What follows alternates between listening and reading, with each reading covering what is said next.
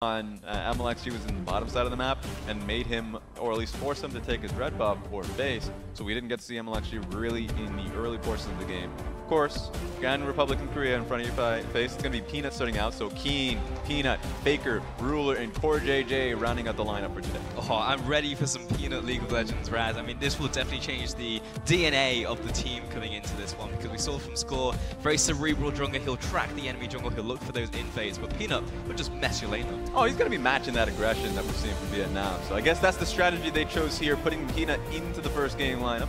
So I would love to see Peanut. In the qualifiers, we saw Feast or Famine Peanut. Oh, that's yes, what I love to see. Either he is the weakness high. that you can really, nail down, because a lot of the failures that he had in the qualifiers is being able to sync up with Keen in the top lane, so the 2v2s weren't as good as you'd want him to. They'd put him on a Skarner pick, and he would fail in that fashion. But remember the games where they'd have him on a Talia pick, a Nidalee. Yeah. You'd realize that actually Peanut is just like mechanically incredible, and so you can just have him as the spear of your team. Yeah, jungle carries, man, that's really where you want to put him. Facilitate those lanes, and especially this guy on your screen, Faker. You saw a massive fan support coming out from the Korean fans who come over all the way from their home country. And it's got to feel good for Faker. The fact that he's got people supporting him in his side lanes, people supporting him from the jungle as well. Just allow him to shine. Flanked by all-stars. That's really what it's the name of the game. Him working with Peanut is actually a reunion of sorts. Yeah. SKT Peanut not too long ago. And it was unfortunate that that relationship didn't work out.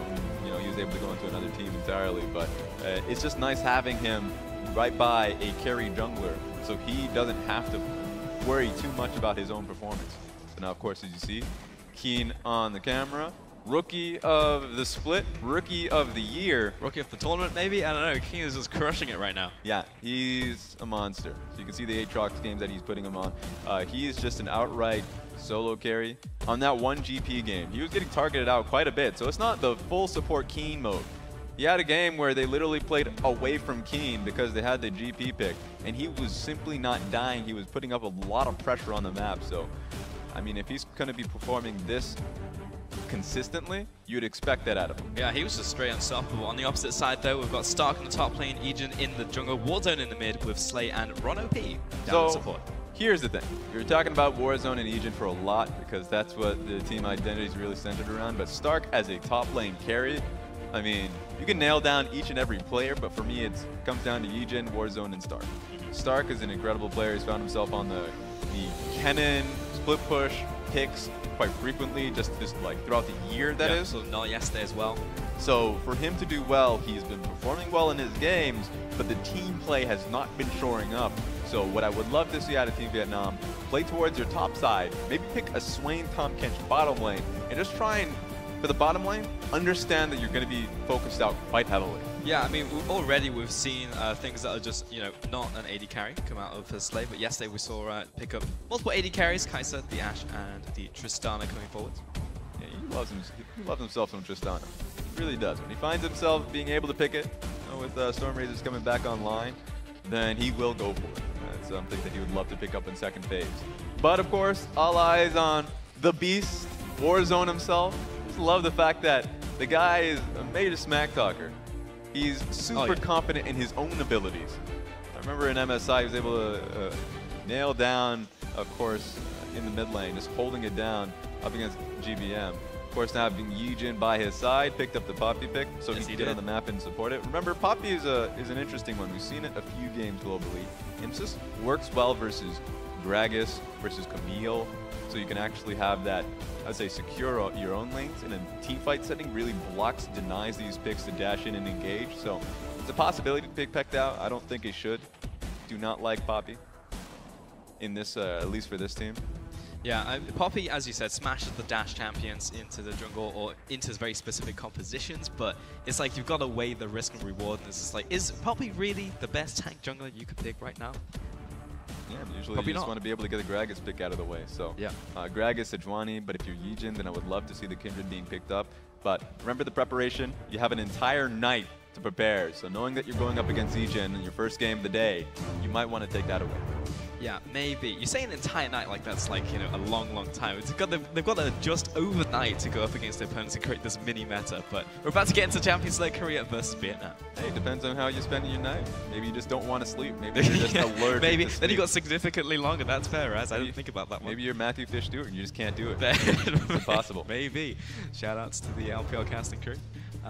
Yeah, Korea's going to be banning away the Swain and the Camille. You were just talking about maybe bringing a Swain into the bottom lane here for Slay, so already identified from Korea, so it's likely that they maybe didn't sleep last night. Akali and the Galio coming forward from Vietnam. Shen is something that I would like to see here from Ron OP if it's available. So once again for Korea, if they want to take away picks that are just nullifying the early game, then a Shen would be a nice way to do it. Galio is already off the map, so Warzone just saying he doesn't want to deal with Faker just playing a lane game. He wants to challenge him 1v1. So Kindred is what Korea ended up choosing. So there we go. They didn't sleep. I don't even have to ask them questions. They were saying we're studying all night long to dealing with Vietnam. We had that watch from Harry Potter, so they cloned themselves and they just came to a different timeline. They had all the time in the world, maybe they had a week of worth of time. But yeah, Kindred coming forward, they just blocked everything from Vietnam. Incredible stuff. And there's the Aatrox on red side. Please do not keep keen any more Aatrox. I don't want to see it in this tournament. You can pick anything. Quinn's still up and available, but if you're Korea, you should pick up the Varus immediately. It seems like Tahm Kench is going to be their priority. Should mean that Slay should get the Varus and Braum, because I usually don't care too much for the Tahm Kench if Braum is available. I think Varus is just the usual go-to. That just means that Rulik's actually fairly comfortable with either just picking up a counter matchup in the second phase or an Ashe immediately. So it's just a question of Rulik wants to pick up an Ashe or an Ezreal. Yep, that's the big question right here. Wow. Oh, there's going to be Rise coming forward actually very early on. So, already seen this from Warzone. I mean, classic pick from him. But yeah, I'm going to see this one. So yeah, Rise just being picked up really early on. I'm surprised about that. You want to get your counter pick for your mid lane a little later on. You're in red side, but it seems like they're just committed to having Starkid as a counter pick. That being said, Rise has been a top lane pick in the tournament just a little bit. Indonesia picked it up for Fake Friend. It's a possibility that's still up there, so second phase is going to be interesting. Yeah, we're going to see the Ashe pick actually coming alongside the Tahm Kench as well. I mean, classic stuff coming out from Korea right here. Yeah, so Ashe, I already mentioned it's a nice pickup to go for. Perhaps Vietnam can actually get a cleanse here in the bot side of the map so they can deal with the fact that the CC is up and available in both of them. It's going to be interesting to see what that ends up being. The Trundle being locked in, though, means that Peanut's going to be trying to facilitate at the very least mid lane. It means that Yasuo is going to be an interesting, it could be a pickup for Faker. We all know the Trundle-Yasuo combination you can go for. So if you're Warzone here and you're kind of just looking that down, maybe you decide to give it away because Ryze versus Yasuo is actually a pretty decent matchup. You send in your own jungle and you have great setup. So that's what I would be looking for. Yeah, it's pretty dirty, to be honest, so there's a good chance that will come forwards, but we're not going to see it on the first phase right here, so there is a chance for Vietnam to take that one away, as Braum will also be picked up alongside the Varus. So everything is pretty clear as we head into the first couple of picks here. Nothing too crazy from either team. Yeah, if we just take a step back and already just look at the composition, Tahm Kench and Trundle, just great disengage options, means that you can actually play around these larger objectives, dragons and Rift Heralds, and be fairly confident about not having an outright team fight. Means that if Varus throws out his ultimate, how do you follow that up? For Vietnam, that's going to be their major question, because perhaps they just say, hey, maybe we don't. Maybe Stark actually ends up picking up a Gnar and goes split pushing in the side lane matchup. A Quinn could be a possibility. You can already see Korea just nailing down these split pushing top laners because they know that Keen won't have the pick of the litter here. That Stark can actually just go for a counter matchup, and we've seen Stark's games in the past. He can go towards Urgot for God's sake. So I mean, like, he has a champion pool that he's confident with. So just nail down the basics. Yeah, and also nail down the Vel'Koz as well, actually. Just take that one away from Faker, Roller's champion pool. As you said, big picks in the top side of the map, and also actually paying some attention to Legion in the jungle as well, removing the Gragas. Yeah, Vel'Koz has been in the composition of Korea yesterday, actually. One of their compositions was literally Varus, Braum, Vel'Koz, Trundle, and Ryze in the top side. Pretty AP heavy, but at the end of the day, they just know that Vietnam knows that Faker is willing, can play it. So get that out of there, knowing that he can go towards a blind pick mage. And you already see with the compositions there, Trundle and Tahm Kench makes it easier for just an immobile mage to just beast out in team fights. Going to get a carry jungle coming from Ejin as well. That's exactly what I like to see. And on Korea's side, it's just going to be an Orianna, something relatively safe into the mid lane. Nothing too insane coming out from Faker here today, but need to line up the roster with a top laner. Let's see what Keen's got for us.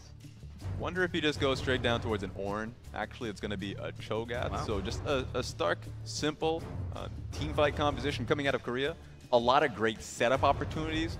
Looking at the Tom Kench, once he pings 6, who can actually make plays happen through sending out bottom lane straight towards mid.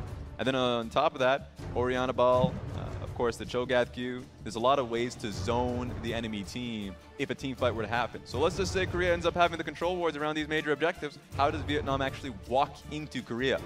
That's the major question that Korea is going to be challenging Vietnam in this game. Yeah, probably led by an equalizer, I reckon, as we have a Rumble locked in there for Stark into the top lane. We're going into the Cho'Gath early so laning phase. So that's the follow-up. We're talking about the follow-up that you have for a Varus ultimate. It's either you split push and you don't follow up, or in this case, Stark says, yeah, equalizer, send that in there, and set them up for a proper team fight. So Vietnam is actually going to be fairly comfortable if they don't have the vision control, because their long-range engage is there. All right, so we have the full compositions. Rise into Orianna. Typically a pretty good matchup for the Orianna. I was picked up in the first place. Handshakes coming in from the coaches.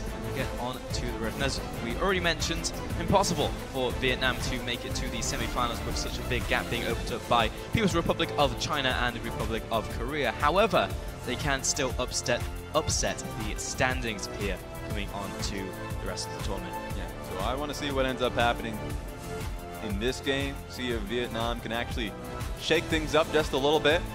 Now, big question to me is where Peanut strikes first. It might be hard for him to do that, knowing that Eugen's picked up his Graves here. We've seen Graves being picked up by him. We've seen him tearing it up with it.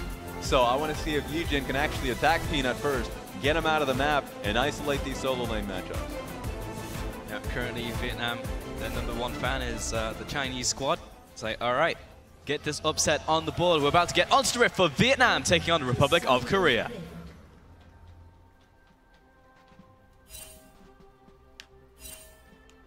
So here we have it. I mean, taking a look at the level 1s, I think it's in favor of Vietnam. That being said, Faker's actually pushing him out of the mid lane. This is important. It allows your team to actually push in blue side, get a ward down or 2. All 3. I mean, that would be a lot of wards. Or 4. Stop it. Or 5. No, impossible. Ward's already been placed down. And actually, you can already see Graves has a red trinket here. So he's starting out cute. He's saying, ain't nobody going to be seeing where I'm starting. Not at all. And if you so much as place a ward, I will get an experience advantage by killing it. I know. It's a well-known fact that whoever gets the first ward of the game, the first minion, probably going to win the game. There's at least a percentage value to that one for certain. And yeah, Slayer and Ron OP, bottom side, is going to be blocking this one up, leaning against his door. Ejin starting on the top side on his red buff. Let's see what his first round is on the Graves, because we've seen a lot of pathings be red buff, Krugs, Raptors. I mean, it's the go-to, but if you end up picking the red trinket early on, you can actually try and push for blue buff early. And so you can try and just kind of force the enemy jungle to stick to the bottom lane entirely and just swap sides. We'll see if that's what the go-to is here. Yep, Ejin actually moving down now into River, it looks like. There we go. Finds out the ward. Nicely played. They knew that the ward was placed down there, so making it so they're going to be swapping sides. Trundle's actually, I wonder if he's challenging it, because he is moving towards the top side of the map, so he's not even going to be saying, yeah, we're not swapping sides. It's either I get triple buff, or we're making, getting a fight down here. Yeah, we're going to tussle in the jungle right here. Ejin's already started this one off. It's down to around 1,000 HP, and he's got his smite. He's just now. It's like, what are you doing with my blue buff? Peanut, though, realizes he's going right into a Graves who has red buff and his range and can kite him all day. So he's at least going to shove him away from this jungle. Yeah, but take a look at what happens mid lane here. So Orianna got the shove mid, so Peanut could actually stick around for a little while longer just because he had the mid laner coming through. He's going to have to double down if that's the case, because Graves not moving away. No, he's still after this one. In fact, he's aggressing into Peanut. Peanut, he's completely out of mana right now. Yeah. Both of them have the smite, and it's basically whoever gets the auto attack is going to be immediately onto the smite, but neither of them are even going to give it to the other person. If Peanut so much as smites the wolf camp, yeah, immediately Graves is just going to move towards the blue buff. I'm surprised that Ejin didn't try and challenge the Wolf Camp a little harder and expend the smite from Trundle. That being said, Trundle understands his role here. He's not going to be challenging whatsoever. That just means Peanuts loses out a lot because he made that decision. He had that tree. Like, yeah, you know what? I either move towards the enemy blue buff and trade sides. I knew this was going to happen. Or I try and challenge. He challenges. He loses out. The experience advantage is in favor of Ejin as long as he can actually move towards the bottom side. You can already see Peanut diving his role, going straight towards the enemy blue. Yeah, I mean, luckily Ruler and Core JJ actually had control of that lane pushed up. They'll be able to actually help him out with this blue buff right now, so it's not going to be so detrimental to Peanut. It's essentially just going to be swapping sides of the rift here. Swapping sides, but losing tempo. Yeah. That's the major problem here. The Trundle could have done this much earlier on, but now Graves has already cleared out that top side, and he's already moved towards his Raptors. Can go towards his Krugs again, so the experience advantage is still there for Graves, and it just means that Trundle, he tried, he made the effort, it didn't work out. He's going to have to hold that hell. In the mid lane, Faker taking on Warzone. As we said, Warzone's definitely been building up some accolades for himself, seeing a lot of play internationally. That's what this tournament so far. But this is not a great matchup for the old Ryze. Orianna able to outrange him, auto-attack trades as well in her favor. Yeah, but it doesn't really matter. He just wanted the base. He needed to get his tier, so as long as he was able to get the shove out, here comes the Trundle pillar. There it is. But Run OP brings up the door. Didn't have to heal. You could have saved it. Yeah, a little bit shocked that one came out. You could have saved it. Understand, because the Trundle pillar failed a little bit. It didn't get the knock up. So you moved around it successfully, and the shield came out. Oh well. Playing an extra safe. Yeah. You never know, that level 4 Ash Arrow could have come forwards. Nope. Peanuts. It's just been really just pushed around here by Ejin. That's a level differential. He's going to continue pushing. Warzone's right here, and Faker's already gone back to base. Peanut has to get help from his bottom lane. Core JJ taking a bunch of damage out from Warzone, actually. May have to hit the grey health. Gives a bit of time for Peanut to take the small Raptors, but the big chicken's already gone for Ejin. There we go. I mean, immediate success coming through here from Team Vietnam. Ejin's netting himself that advantage. The only thing to make him point on is that it's not a tier being built up from Warzone. He has a double mana crystal. Now he's going to be building up a few of those because he needs a Rod of Ages later on. But I guess he just didn't have enough to actually finish up his tier. So he's going to have to be a little bit longer out there. He does need a second base. Well, he got his second base, but he's just got an extra ring, a control ward, so potion. So he's at least ready for the lane. Yeah, I don't want to hear it. He's at least ready for the lane. Chess needs an extra back if he wants to get the tier set. Yeah, we'll have to go for that one relatively shortly. But for now, though, I mean, just playing around these timings, it feels like Ejin has just had the better of Peanut in the jungle for the first 6 minutes of the game. Has outpaced him. Ahead in terms of farm and ahead in terms of experience. We'll be hitting level 5 after the camp or so. And he's invading again. He's just going to take away the scrum. It's a deep committal. If you go into the top side blue side jungle, then you know that your top lane is going to be shoving out. That must be the reason why they have the rumble. Oh, forcing the flash out from Warzone right there. And you know, he's on top of the Grace. Not what he wants to see. Good flash coming forward, but the response flash and the charm. That's going to be first blood. That's why I wanted to see what happened top side, because if you are committing for a Grom take, then your top laner has to come. That's what's needed to happen, because you're committing to a fight then, because Peanut challenged you in the past. He's going to challenge you again in the blue side jungle. So, I mean, they locked in the rumble so the top lane pressure would be there. They just didn't catch him out. They didn't see the Trundle coming at you. That's a big deal. I mean, for all that happened in the early game, Ejin outpacing, out-tempoing Peanut, he ends up getting the essentially solo kill coming out of there. I mean, it was just a straight solo kill. There was no assist coming forward. So Peanut feeling very good about that one. Actually, see how he got on top of him. He probably just walked up. Yeah, throwing down the W, of course. Ejin couldn't even get the slow across. Wow. Flash, Trundle, Chomp. How you end it. Yeah, I mean, typically it's difficult for a Trundle to get on top of Grace in the first place. You saw that at the start, especially when they both had red buff. And by the time that the differential has been created by the health bars, you know, Trundle's not going to win that fight. But he just called him on Gromp. I just have to assume that Ejin had already used his quick draw and was at a point where he just couldn't kite away from the Trundle. Just know that if you're Graves and you're trying to run back to your own tower, all you really have there is that quick draw. You have your E, while the Trundle breaks down that W. Has the movement speed buff. Sprints at you, 100-meter sprint. 100%. As long as he gets his pillar across, that is you're going to have to fight him. That's what ends up happening. It's just unfortunate. The pressure is completely now moved in towards Trundle's favor. Royal Core JJ just resolving the wave right here. Nothing to write home about in the bottom side. Equal farm. Okay, Vamp Scepter starts off as well from Brawler. Actually, Slade completing the full Bilge Water Cutlass. But actually, Ejin looking towards the bottom side, just saying low. Nothing else to farm in his jungle right now. He's actually just completely crushed his jungle.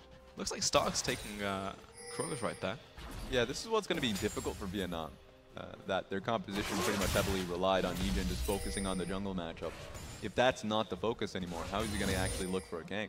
If he looks mid lane, it's a possibility with the Rune Prison, but the cleanse is there from Faker, and he's actually playing very respectfully. So opening is starting to close there for Vietnam, while Korea playing a slower laning phase is what they need. For now, just pushing in the wave. Stark has a small CS advantage, which is nice for him, but again, not really going to be hurting Keen in the long run. Wanted just going to get his blue up, so we're pretty much just looking forwards now.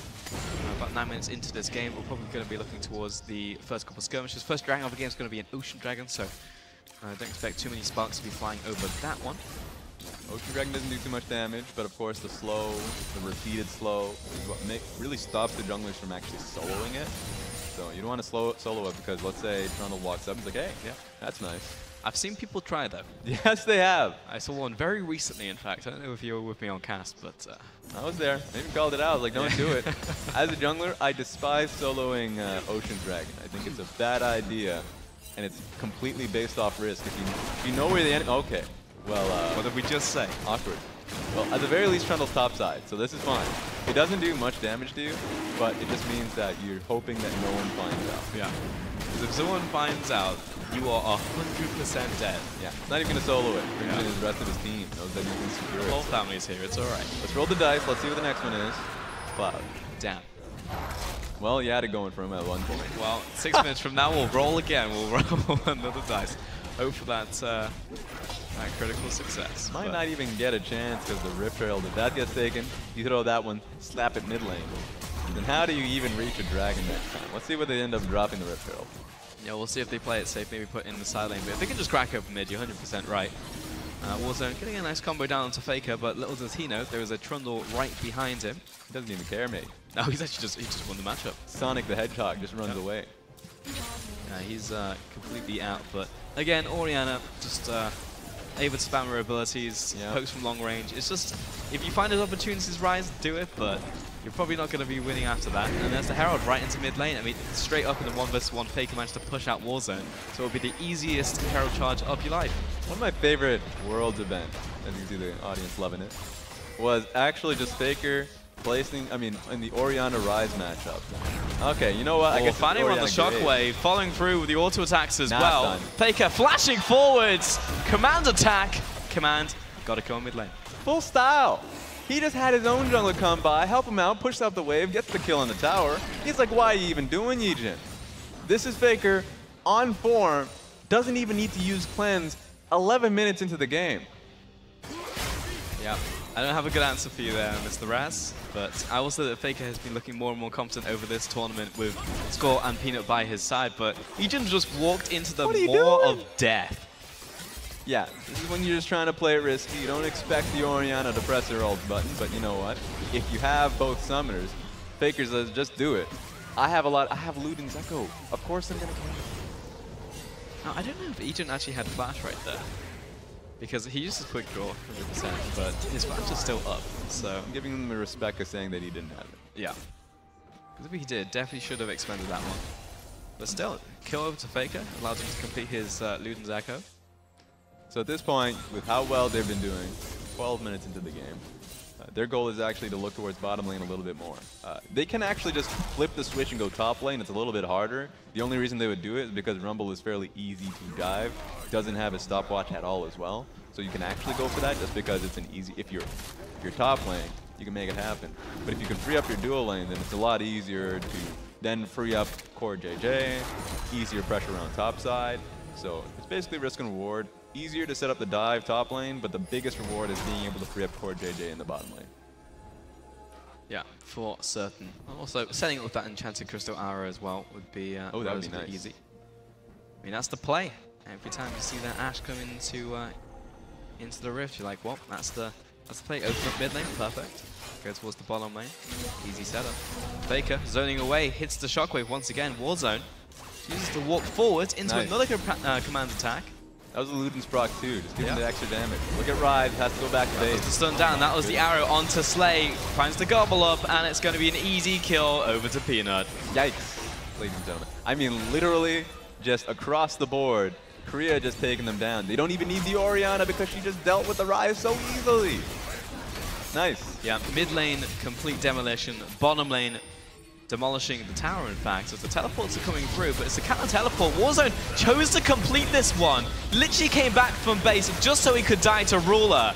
Start coming into the bottom side, lays down the equalizer, sends Korea to the left-hand side. It was like, okay, a minor inconvenience as we take down the tower. Another teleport being expended here, but doesn't even get it off in time. Run OP, hoping it would come down, but he silenced, and he is dead to Keen, feasting down on Braum. You can feel the pressure there for Vietnam.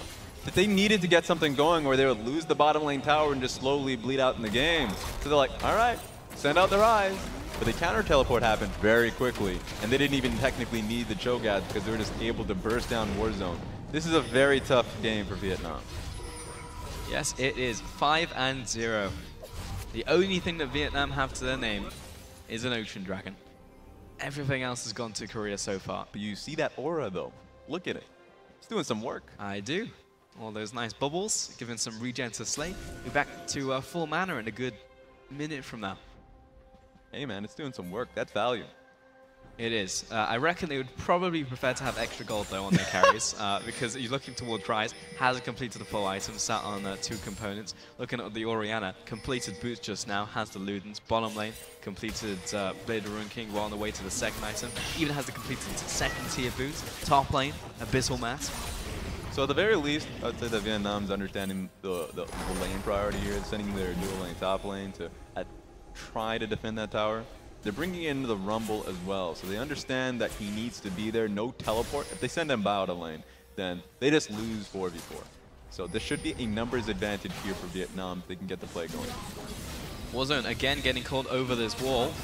He's taken so much damage. I mean, Faker, if he had mana right there, he would probably be dead. Yeah, he thought he was actually getting a good trade because no mana on Faker, but he has blue buff. Just chill out for 30 seconds and he'll get it back to a decent degree. So yeah, these are bad trades here for Warzone.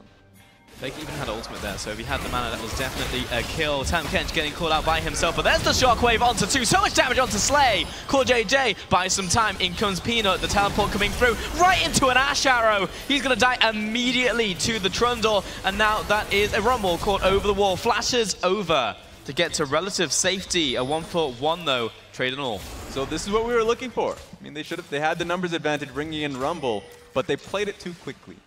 You know, it was the Rise that ended up realm warping himself into 3 people. Had they really went front to back on that one, with the Rumble ultimate just kind of peeling the rest of the team away, then they would have gotten a free Tahm Kench, would have been able to pressure for a top lane tower. That didn't happen though, so Korea still has the pressure after the play was being made. Now that was a straight kamikaze coming out there from Warzone, but still they managed to get themselves a kill, and that kill went over to the Rumble. So it's still a win, in a way. He lost the wave's bottom lane, so he needed to make that work. It's still a win, in a way. In a way. They've landed full time. Might not want to chase down Keen. Probably not, given there's Faker behind them just laying down so much damage with these balls. They're going to try for it, though. That's a 3v2 if they can make it right, but it's all on Keen. Equalizer about to come off cooldown. There it is. Silence and Splits up Keen and Faker. They have to play this one carefully, though. Faker walking back to the tower, but he's putting Rune Frizz and flashes away, and Keen, oh, collateral damage! He finds 2. Really well done, specifically from Warzone. He dodged out the Cho'Gath Q, so there was actually no way for them to turn on him. That was all really you were looking for from the Cho. Cho'Gath was able to get a good turn on towards Rise. Rise is dead in that situation, but no, they actually get the double kill for their troubles. Top lane tower also went down though to Korea, turning attention to the Dragon and the consolation prize of a Cloud. Roll the dice. It's going to be Mountain. Nope. Oh, we'll never know. Top lane, Slay getting chased out here. Run OP trying to block up the damage coming out from the ADC, and they managed to take down Peanut. Hey man, you're talking about silver linings. At this point, it's turning into gold.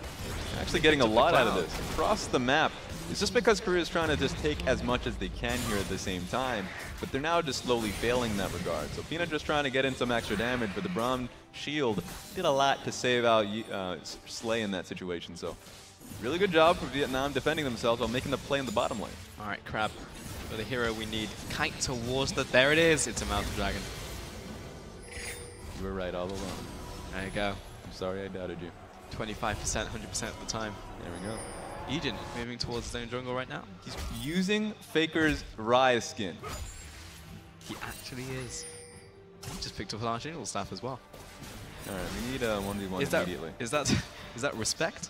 Or is it BM? He's only about that disrespect. I know, that's why I was like, if it's Warzone, it's probably BM. Yeah, 100%. I like it. But so far, the lane phase didn't go super well for him, but just getting that kill back into the bottom lane probably felt pretty good for him. And Baron's going to be coming up in 45 seconds, so very key for Braum to get the vision across on the top side. He just wants to buy himself some more control wards here, so once they end up pushing back through mid lane, then they can actually set up around Baron. It's going to be pretty dicey for them, honestly, because they're going to be walking up against an Enchanted Crystal Arrow, and Faker's been willing to throw out his shockwaves in the past this game, so that's what you have to be going up against. Korea's going to be in position here. It's going to be on Vietnam to try and upset the balance. Yeah, walking down that ramp is not going to be a fun time, to be honest, coming out of Catwalk, but we'll see if they can do it. Currently, Slay and Ron OP holding down the fort in the middle lane. Dynamic Duo, who's performing relatively well. I mean, they're just being constantly battered down and bombarded, so it's really just down to whether they can get a kill in return or just not die. Meanwhile, in the jungle, Ejin, 2-2-1. Opens up the game strong, but then ended up dying to the Trundle. And push now being set up into the mid lane. Peanut pushing forwards. Puts out the pillar. You can already see what the name of the game here is for Peanut. Throw down the Trundle pillar and make it easier for the Enchanted Crystal Arrow to land if they deem it fit to throw. At this point, with how closely Braum has been playing beside Slay, then it's going to have to hit Slay, whether you Braum, whether you like it or not. He's going to throw himself right into the thick of things.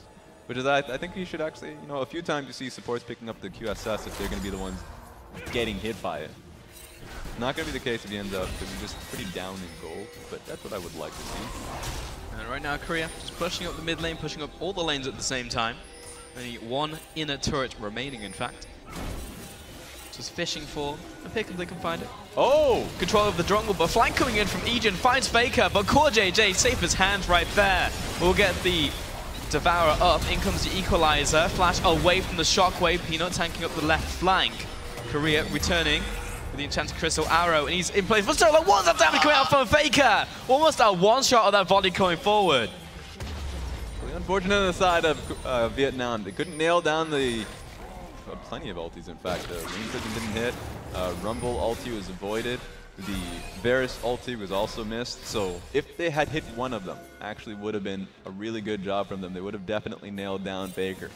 But no, Korea played that one out well, kited backwards. Even tried to get a fight for himself. Faker's got a target in his sight. He's still going to keep up the damage, but in comes Ejin. CoreJJ flashing forwards offensively. Faker had the damage. Gets the kill. Now running away from Ejin. He doesn't have his collateral damage. We will dash forwards down to CoreJJ to open up some distance. Extra movement speed. Start coming in. Again, great shockwave. Just trying to run away from this one. CoreJJ body blocking. The Tam Kench coming up clutch. A key Orianna ulti as well to push Slay, the Rumble back. I think said Slay or on OP. So close to getting the kill on towards Key. That one landed. Piercing arrow flash forward. Winter's bite from Ron OP. Already starting on towards Baron. What the hell are you doing there? Get out of there, Peanut. He's trying his best. That was a cloud damage coming up. Almost nets a double right there. Double low health bars from Korea. No HP on Stark, no HP on Ron OP. So had they been in a much healthier position, they would have started on towards Baron. That would be a good time to do that. You know, Faker, Peanut's not going to be on the map. Wasn't got killed. Exactly. So that would have been a good idea had they would have kept a few of them alive there. But unfortunate for them. But they're keeping the game close. What I like about Vietnam, they're fighting no matter how far behind they fell early. So this is a close one. Yeah, they do not sit on the laurels once they're behind. It is it's A, fun to watch, and B, always allows them a way back into the game. The fact they've still been able to snag these kills around the major objective. And hey, it's not over until Baron sings. just love the fact of how Yejin's playing this one out now. This was the catch on towards Keen coming out of the flank to try and help out Faker top side of the map, but he get caught out by Slay and Run OP. They think they can kite this back, but remember, they didn't anticipate the fact that Peanut would be meeting Stark, the bottom side. So able to immediately turn that on towards Keen, and of course the hit fight that we won't get to see, where it turns on Peanut once again. Someone died. Stark died during that replay. Oh, nice. Detective Raz. I've got nothing for you. Yeah. Let's just say it was an implosion. And I reckon Faker solo killed. I'm going to say it's an implosion. Okay. Yeah, it doesn't really turn into anything, but will allow Korea into the bottom side of the map, and Vietnam will definitely be challenging Baron over this one. Alright, get a stack here for Cho'Gath again. Cloud Run. Oh! 2 out of 2. Oh, you're the betting man here today. Yep. I can't touch you. That's unfortunate. Absolutely demolished. We're gonna have one more, so we'll get another chance. Take a look at how he ended up dying. Oh, it wasn't just Faker. It was the whole party. This is what I love to see out of Tomcat's Stark. composition. You just bring in the whole crew. They literally used everything on that one. His bot lane was just looking at him from the sidelines as well. I'm sorry, buddy. It's nothing we can do. Yeah, it's not much you can do on that one. It's always fun to see Tomcat's teams come out there and how they end up using his ultimate. The 2 ways you can use it. I know we had the Nocturne game earlier on, is to upset the side lane situation. So if Rumble's pushing out too far off, you just throw the entire team in there. So that's one way to use it. The other way is just to do tempo.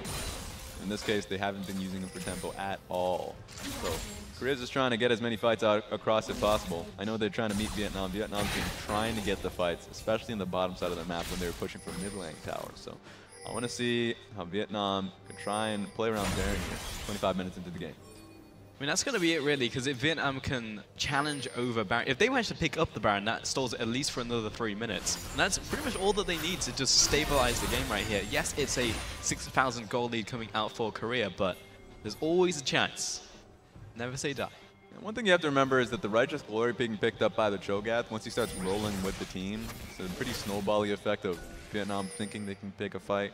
And a lot of the decisions being made in the previous team fights is this Korea can't catch Vietnam in these situations when they actually do join up as a team. That's going to close the distance. Well, indeed. I'm not saying it's going to be easy for them. I don't think anyone watching this game would be like, this is going to be an easy shout for Vietnam, but there's a chance. There's a chance and there's a world, there's a way. Opening up some distance there with the collateral damage. In from behind though, Peanut looking for the wrap around. Slay with the turn. Nice ultimate coming forward. Run OP and Agent already chunked out here. Warzone turns up to the fight. A lot of damage in return. Slay low. He'll flash over the wall right there. And somehow we have no casualties. 3 blinking HP bars. You can't touch them, apparently. Something just a guardian angel over their heads. That being said, Korea is going to nail this advantage. There's no way Vietnam could try and contest this. Maybe they can send one member TP coming through. Cancel it. They got a guardian angel, but I think they wanted a Crossroads team. They wanted to sell their soul to get the Baron, because right now, Korea picking it up. That could be the final nail in their coffin. How's the TP actually being used by Rise? I guess he thought he had a little bit more time to try and contest, but now he's just sitting in the mid lane. Hopefully he can push this one out, because that's going to be a Baron buff minion striking their turrets. So at least get these waves pushing now. 27 minutes. Korea have a lot of time to make this Baron power play happen. Only the inhibitor towers remaining. Sending up into the mid lane, setting up the waves. What I like to see. Stark and Ejin, yeah, gonna have to make themselves scarce right here, especially Ron OP actually leading up the rear. Warzone on his way back to base, well aware of the current situation they find themselves in. And Korea actually just great lane assignments coming in. Faker in one lane, Keen in the other, and the rest in the mid. Yeah, just draw the battle lines. Bot and mid lane are the waves you're going to be seeing Korea try and push up with. So you can already see Cho'Gath, he has the top lane wave slowly pushing, but the immediate worry is, of course, Ruler going to be moving with Peanut through mid and bottom lane. He also finished up his Infinity Edge too, so he is incredibly powerful. So in these longer team fights, expect him to be dishing out quite a bit. Okay. Didn't land, dodged out by Ejin, but going to be another one, getting knocked and loosed in just a minute from now. It's always worth looking for those. Yeah, good reactions, good reactions. If you can catch the Grave sleeping, tunneling towards the Wolf camp, maybe you get him, but not in this situation. Okay. Korean here, but at that point, looking for the shockwave, but Warzone's already on top of Faker. But there's Core JJ, always in the right place at the right time. Now he's under attack, but this is a tanky Kench. Goes in for the extra shielding, and Ejin chasing down to Faker, but the shield is huge! Shutdown comes out for the Tam Kench. Yeah, Ejin thought he can get the solo across. Oh, my Faker God. coming out with the flash kill right there. Peanut now under attack, and he's getting chased down, but a fantastic pillar. May save his life. Winter's Bite just goes wide. And Keen ends up taking the kill topside too. What the hell is Wait happening? a minute, what is this? This was meant to be my home, but there's a Cho'Gath in it. A kill onto Slay. Run OP. What's a man to do? He shows him the door. Yeah, double kill for Ruler. And that's how you know the game's going to end. A team wipe for the Republic of Korea. Left and right. Utter collapse right there from Vietnam. And Ruler, you don't need to farm the minion wave, buddy. You've got the game. But if you want to pout this match, you can do that too. Korea still undefeated. And you had some nice windows. You look towards Vietnam's side. It was no way near the Pakistan versus Chinese Taipei type of matchup. They fought hard, a lot of nice flanks coming through, but at the end of the day, a clean victory for the Republic of Korea.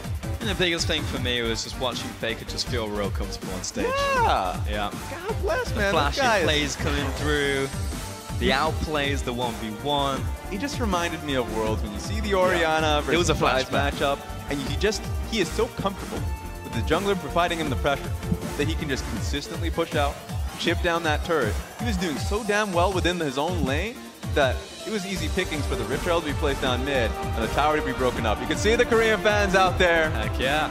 Repping them. Yeah, massive fan following coming in from Korea, and also for the People's Republic of China here at Asian Games, putting out the stands here. I'm just saying, I want to see this. I want to see this Korean team in the OCK. I just want to see this. It's great. Look, of course, if you're going to have an all-star team comes out, you want to see them combine together. That's not how that works. That's not how but that I want it, damn it. Contract lock. That's not how you're going to do it. Standing ovation for the Republic of Korea. Yeah, well deserved that as well. Still undefeated, 5-0 so far in Group A. Doesn't look like it's going to change, pulling further and further away. The only people challenging them is the People's Republic of China, but again, just picking win after win. Just crisp, clean play.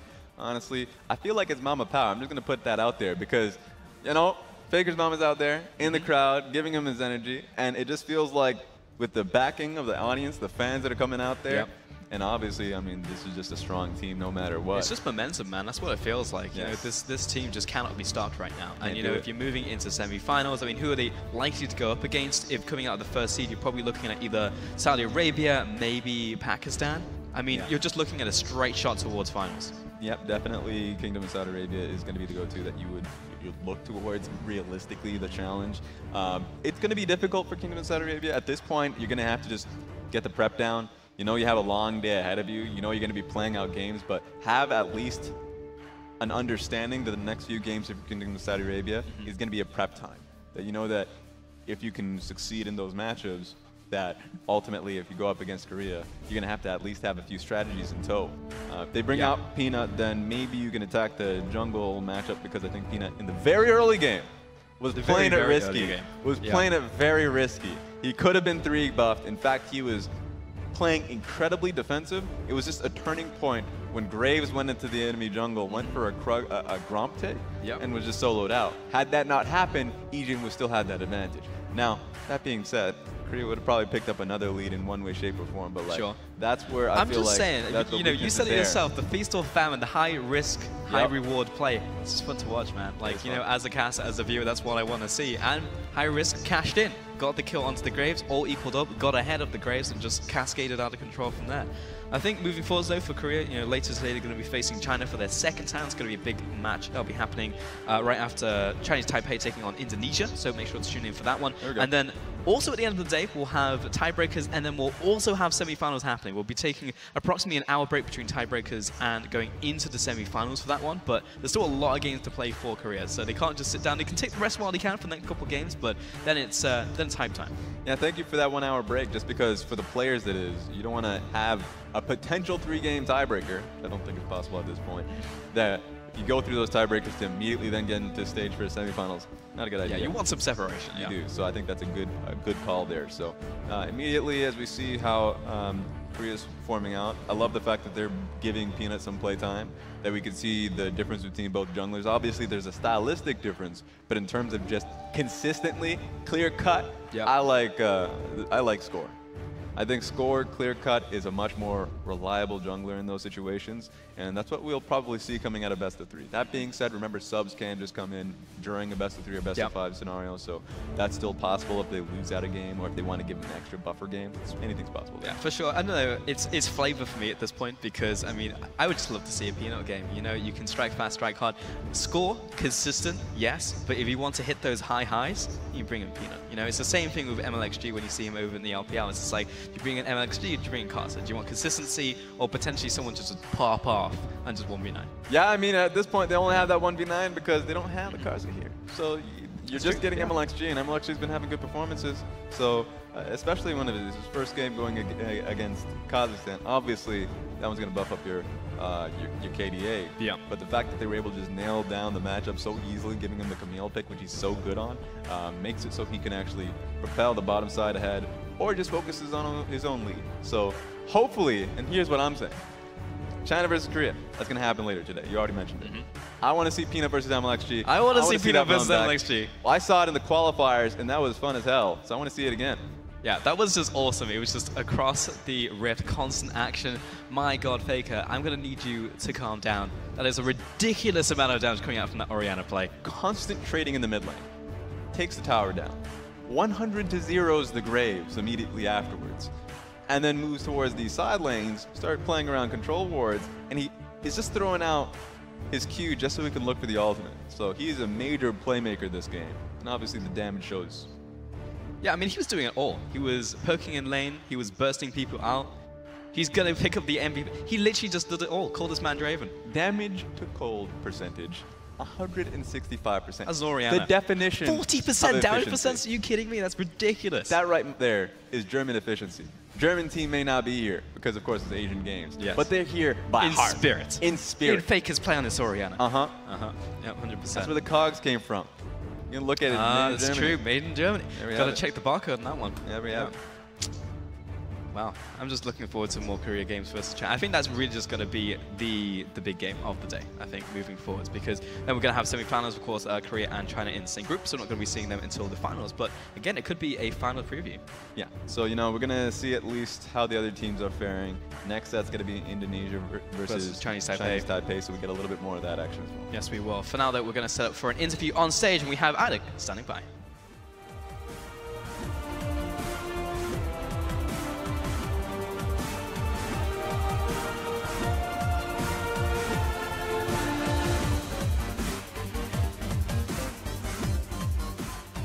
After-match interviews of the 2018 Asian Games Esports Demonstration event. We just observed Team Korea win against Team Vietnam. I'm here with Peanut.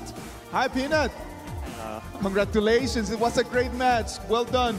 Well, everyone is asking, 5 wins in a row in group stage. That's awesome. You guys come here steady, simple, come do your job. Talk to us about this match, please. 지금까지 다 이겼는데 어떤 느낌이세요? 일단 5판 모두 약간 깔끔하게 잡은 것 같아서 다행이고, 이제 저희가 남은 게임만 이기면 저 A조 1위로 올라갈 수 있어서 네, 그것만 보고 지금 게임하고 있고 마지막 경기도 최선을 다해서 하겠습니다.